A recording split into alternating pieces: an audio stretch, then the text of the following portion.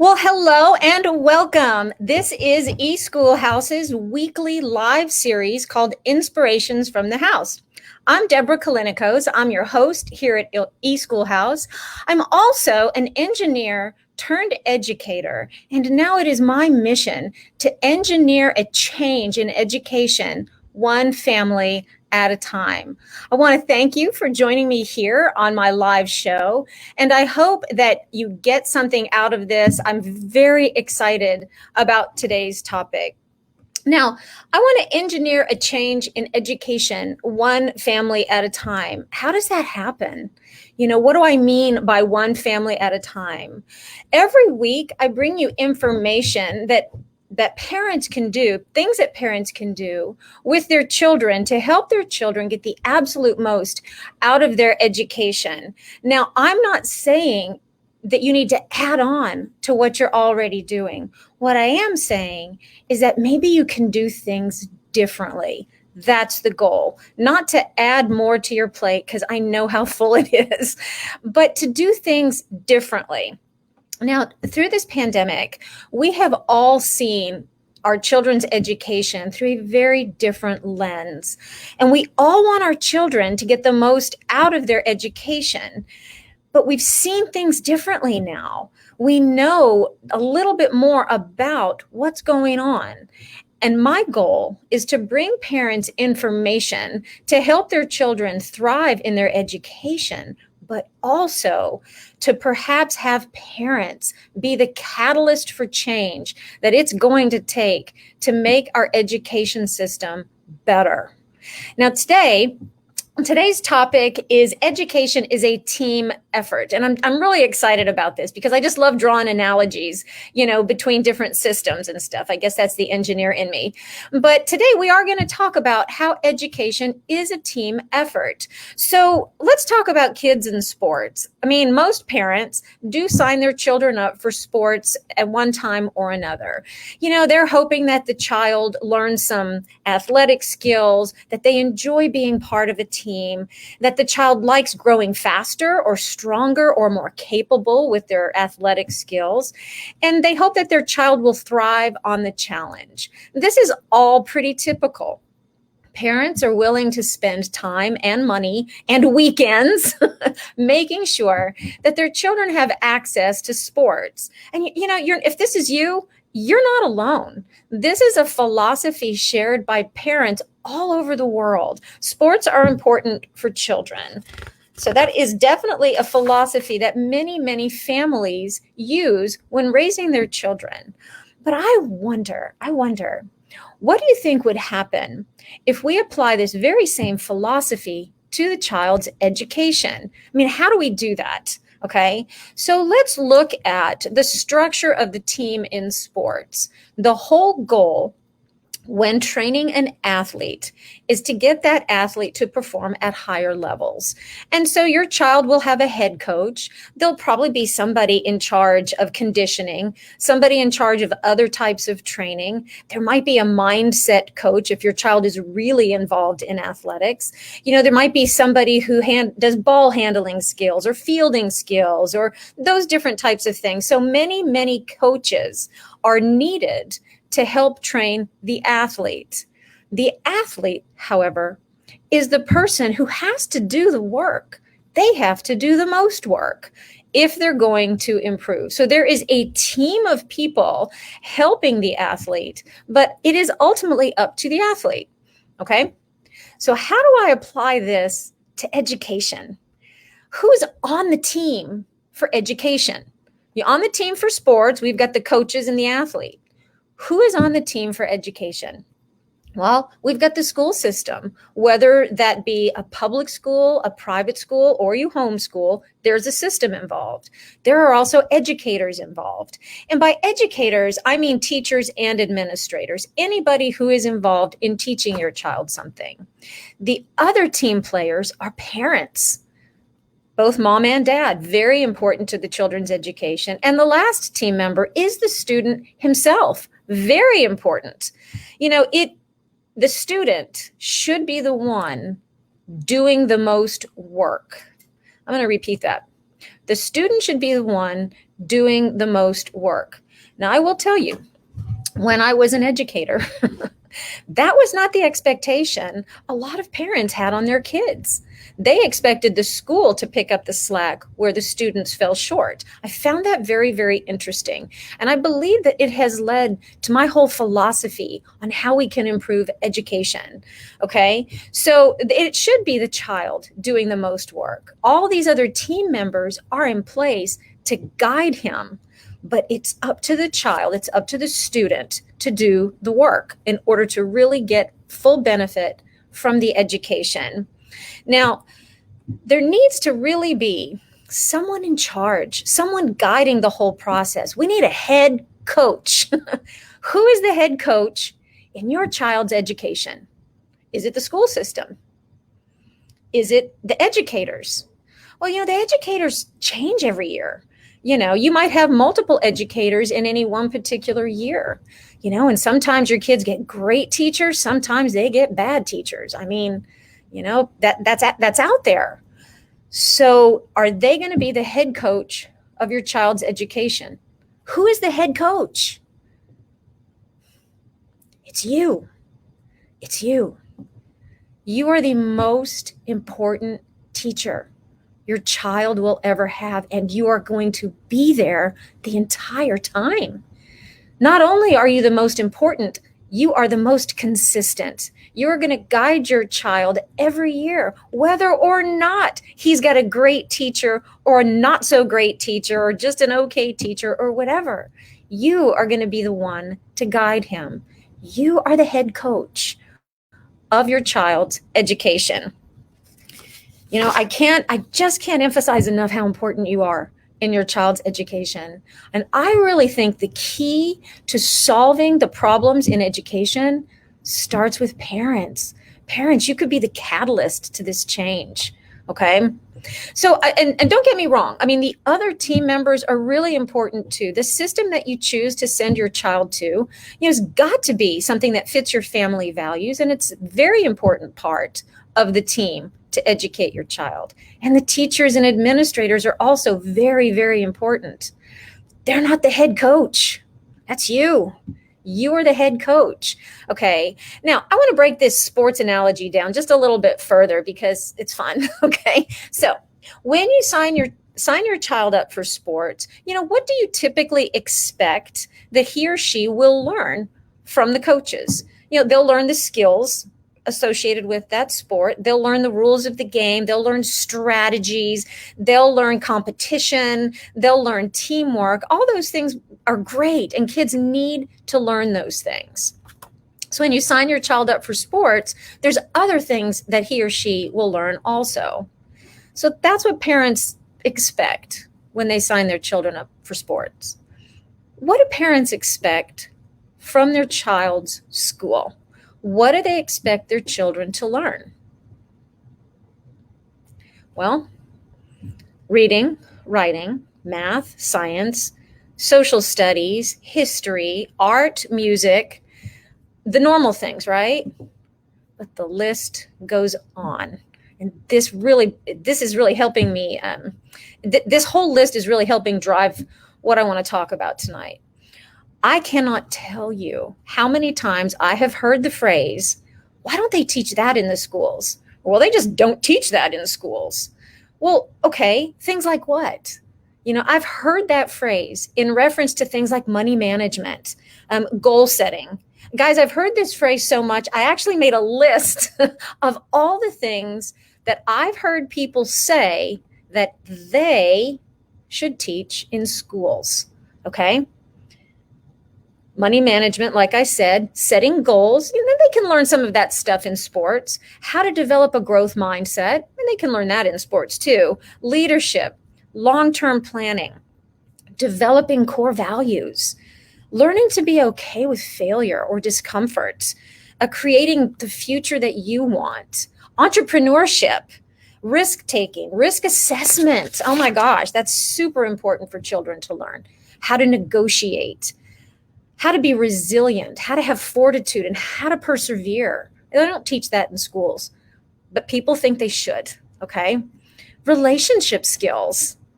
how failure leads to success, business skills. The list goes on. I'm not going to keep reading, but I have heard so many people say they should teach that in schools.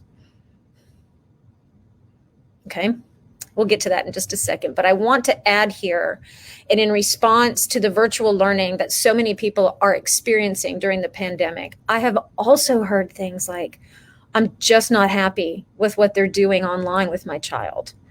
They aren't making sure she's paying attention. They aren't checking to make sure he's finished his assignment. They aren't following the normal schedule. Well, who is they? Who is them? Okay. They and them is the school system and the educators. People go to school to become an educator, and they are taught lots of amazing things, psychology, in addition to the core things that they're going to teach their children. Like if it's a math teacher, he or she will also learn some psychology things. But for the most part, they are not taught to teach any of these other things. Okay. Now, so are we asking them to do more than they're really set up to do? Are we asking them to do more than they're trained to do? And why are we asking them, who are not the head coach and who are not the person who's supposed to work the hardest, why are we asking them to do more? I know that's a hard question. I got a couple more hard questions, so please bear with me. Why do people think that they should teach these things in school that are values-based things taught in school? Now, understand, if your child goes to a private school, especially a private religious school, there are going to be a lot of shared values with what your family values are. But what about the other things? I mean, do you want values taught in the school, or do you want values taught by you, the head coach? Why do people think, I think this is so funny. Why do people think that someone who is in another building on a Zoom call with a child, well, with 20 other children, can actually have any control over the behavior of those children? I can't imagine how difficult that is for teachers, you guys. I really can't. My heart goes out to teachers. But let's think about this. You know, we're putting all this responsibility on the two team players that will have the least consistency. They're not going to be there the whole time. So why aren't we putting the responsibility for all of these things on the two team players who will be there the whole time?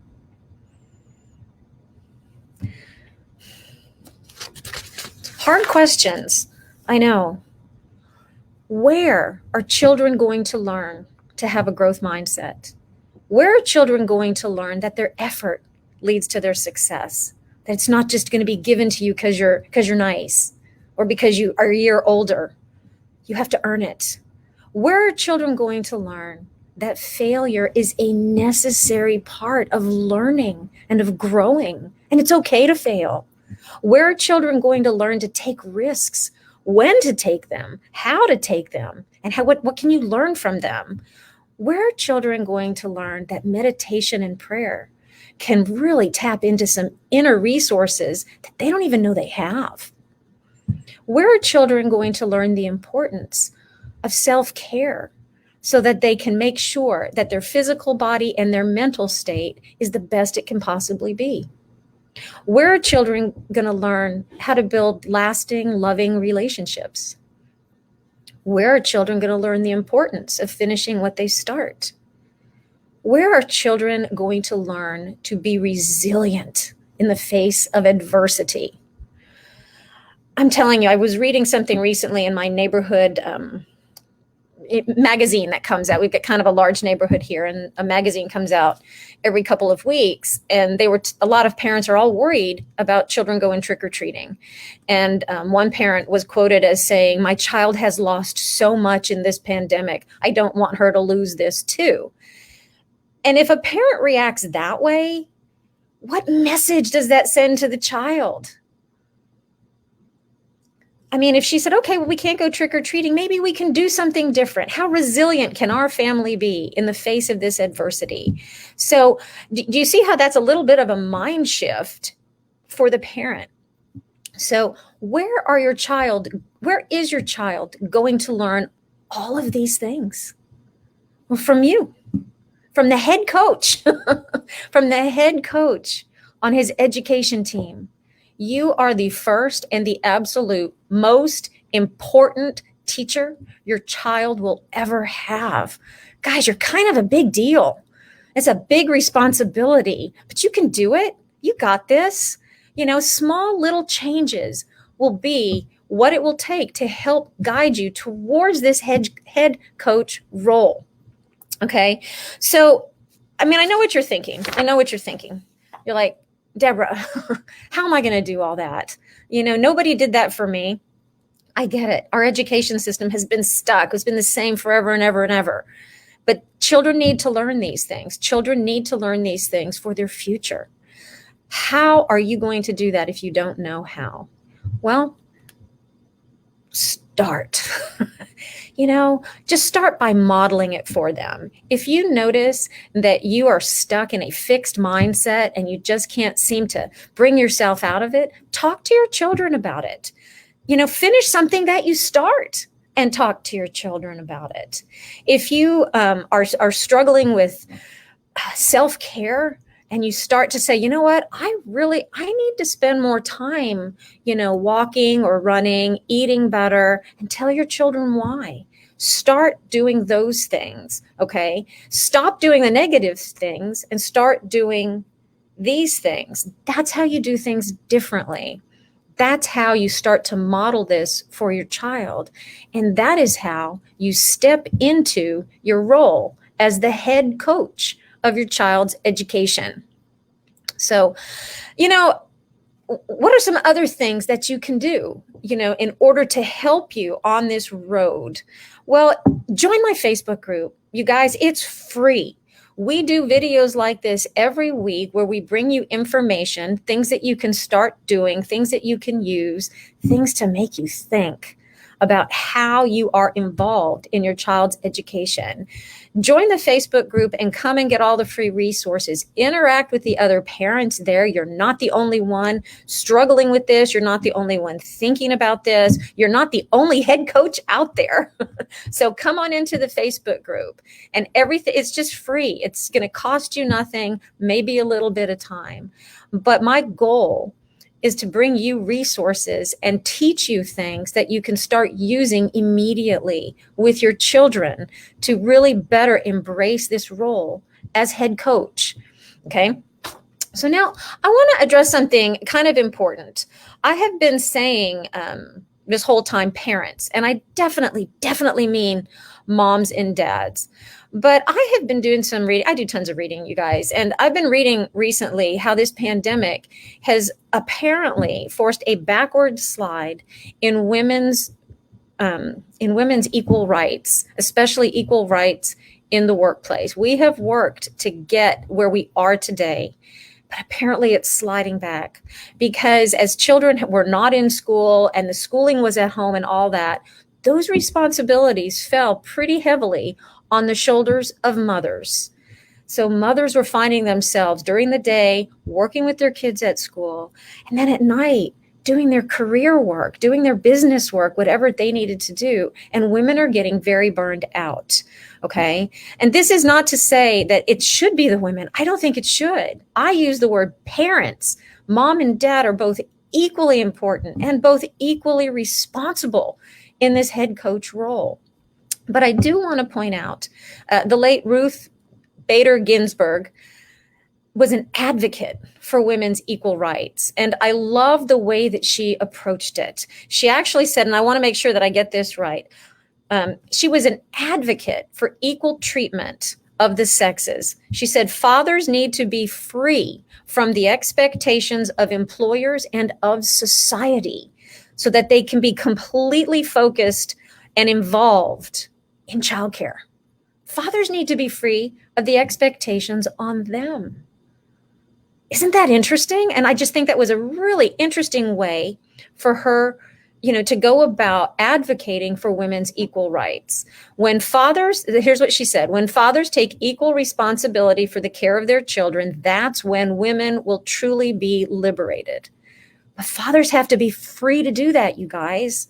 So talk to your employers, change your mindset, whatever it takes, because dads, you are so important to the education of your children. Parents, both mom and dad, you are the most important teacher your children will ever have. And welcome to your role as head coach. Well, I really hope that you enjoyed that. I sure had fun pulling that all together for you. If you have any comments or questions, please message me. If there's something in particular, maybe that you're struggling with or that you wonder about as in your new role as head coach, please send me a message. I would love to talk to you to find out how I could possibly help you. Don't forget, go join the Facebook group if you're not already there. Have a wonderful evening. Thank you so much for hanging out with me today. I appreciate each and every one of you. Have a great night. Bye.